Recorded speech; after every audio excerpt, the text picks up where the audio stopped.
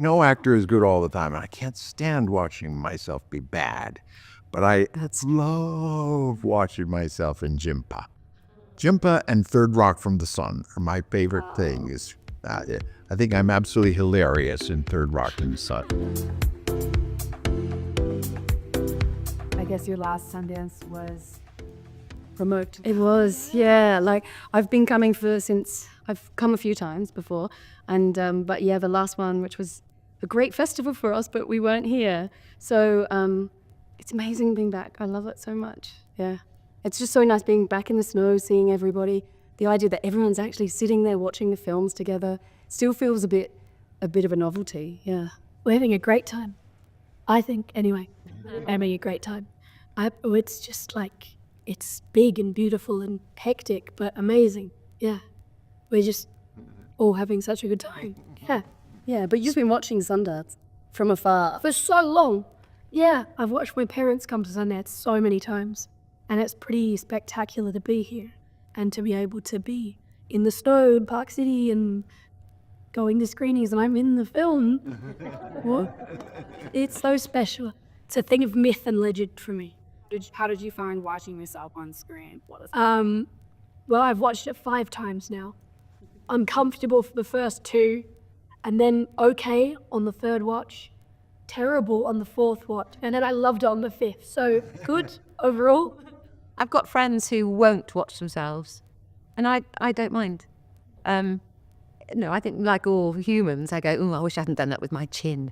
But also, I don't think there's room for, from an actor point of view, you're not meant to have vanity, on screen. We just can't help watch yourself and go, oh, yeah. Did it feel, because like for those of us who watch you, this felt like a different version of you, obviously.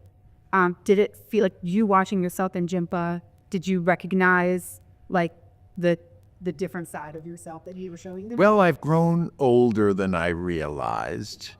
Very interesting because I've recently done a play in London, and a good friend, my oldest friend, came to see it and said, you do something now and then where you suddenly look so old. And I realized, That's a good friend? He's a really good friend. No, he thought it was, how do you do that? It was a kind of magical acting. And I think that, I'm 79 years old, and I think I've retained my youth mainly by acting. But it was very interesting to see Jimpa because I saw a very different version of myself. And a lot of it had to do with, in the course of the film, you see him gradually decline. And I sort of loved tracking that. Just purely like an audience member, not watching myself act. I began to see Jim and not me. I just found it just terribly moving. It sounds egotistical to say that. I'm just talking about the way I responded to it as a film. So much of it had to do with acting with Collie and with Aude and all these marvelous, the wonderful aunties in the film. It's just, and this is a great tribute to Sophie. You just saw all these relationships come to life in such an emotionally authentic way. Is that a nickname? Collie, yes. Yeah, sorry. In case you're going, I didn't know there was a Collie in the... Are we supposed to keep that secret? Oh, it's too late now, John. Said it all day. Where were we yesterday morning at 6:30 a.m. Mountain Time when they announced? Fast asleep.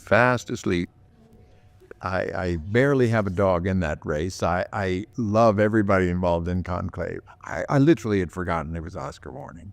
Yeah, when I turned my phone on, my friends in England were going, Cynthia! And I was texting Cynthia going,